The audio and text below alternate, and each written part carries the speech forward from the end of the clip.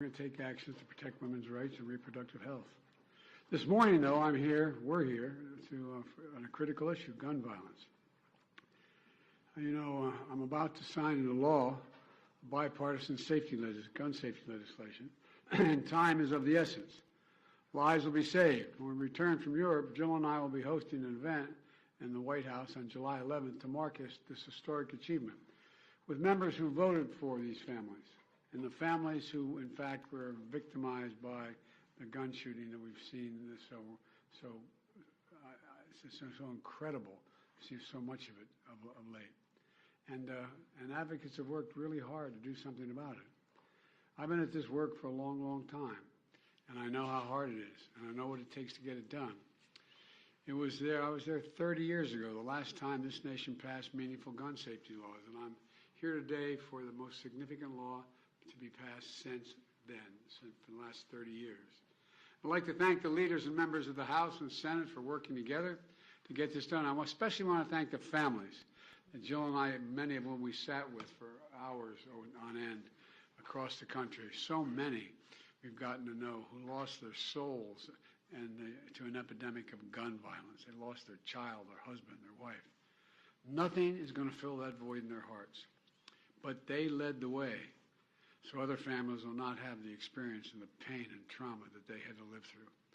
From Columbine to Sandy Hook to Charleston, Orlando, Las Vegas, Parkland, El Paso, Atlanta, Buffalo, Uvalde, and for the shootings that happen every day in the streets that are mass shootings that we don't even hear about. The number of people killed every day in the streets. Their message to us was do something. I don't know how many times I've heard that. Just do something. For God's sake, just do something. Well, today, we did. While this bill doesn't do everything I want, it does include actions I've long called for that are going to save lives.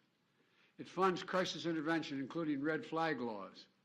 It keeps guns out of the hands of people who are a danger to themselves and to others. And it finally closes what is known as the boyfriend loophole. So if you assault your boyfriend or girlfriend, you can't buy a gun or own a gun. It requires young people aged 18 to 21 to undergo enhanced background checks.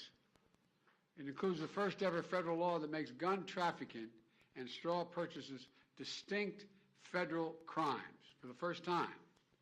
It clarifies who needs to register as a federally licensed gun dealer and run background checks before selling a single weapon.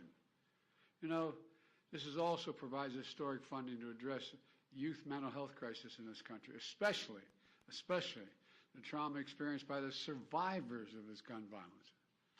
Look, it invests in anti-violence programs that work directly with the people who are most likely to commit these crimes or become victims of gun crimes. Today, we say more than enough. We say more than enough.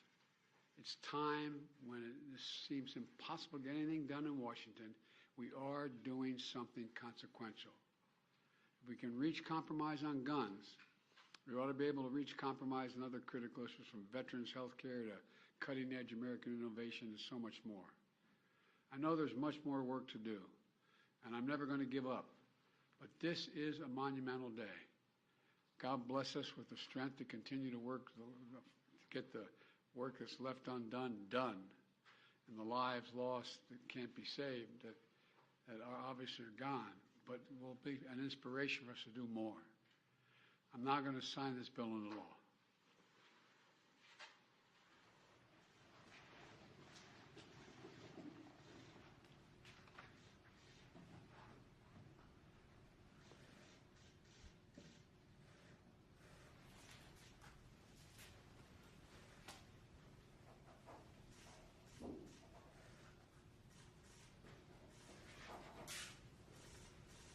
God willing,